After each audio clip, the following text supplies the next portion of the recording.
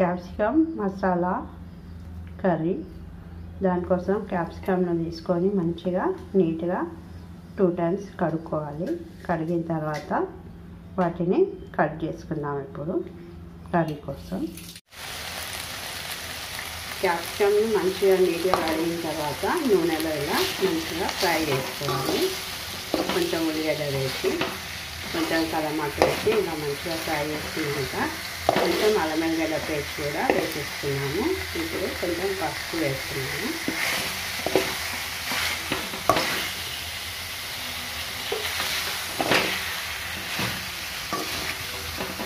ఇవన్నీ వేసిన తర్వాత కొంచెం గరం మసాలా పొడి చికెన్ వేసుకోవాలి.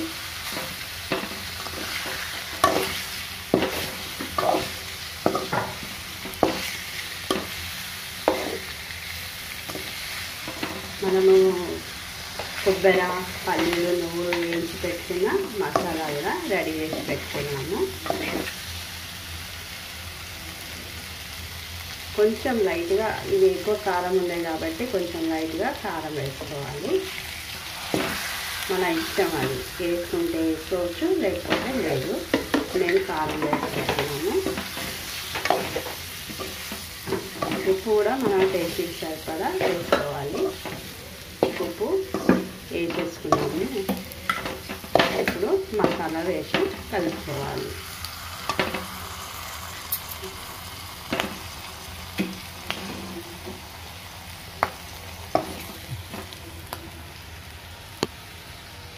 మసాలా పేస్ట్ ఇట్లా వేసేసుకుంటున్నాము.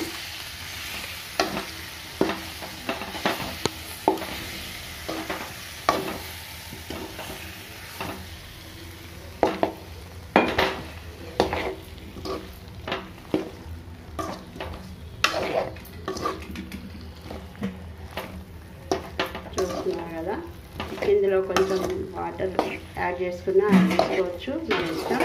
లేదా ఇలాగే కూడా ఉంచుకోవచ్చు. కొన్ని వాటర్ యాడ్ చేస్తున్నాం. ఇప్పుడు యాడ్ చేసి ఒక 5 minutes పెడితే మన క్యాప్సికమ్ రెడీ అయిపోతుంది.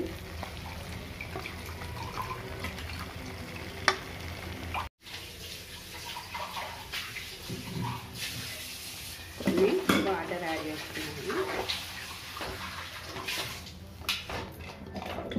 ఒక 5 minutes మంచిగా ఇది ఈ వాటర్లో ఉడికిన తర్వాత దింపేసుకోవాలి. అంతే.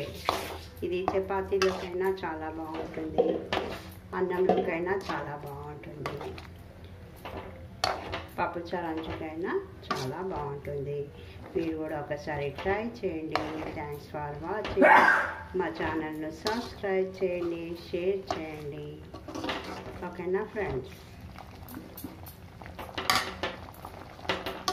చూస్తున్నారు కదా, ఒక 2 minutesలో అయిపోయింది మన కర్రీ.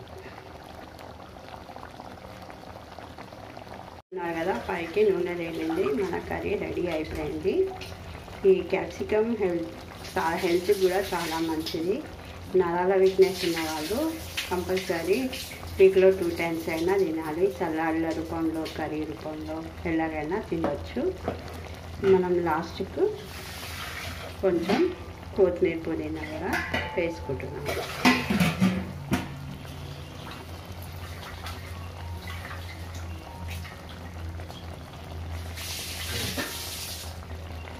Thanks for watching.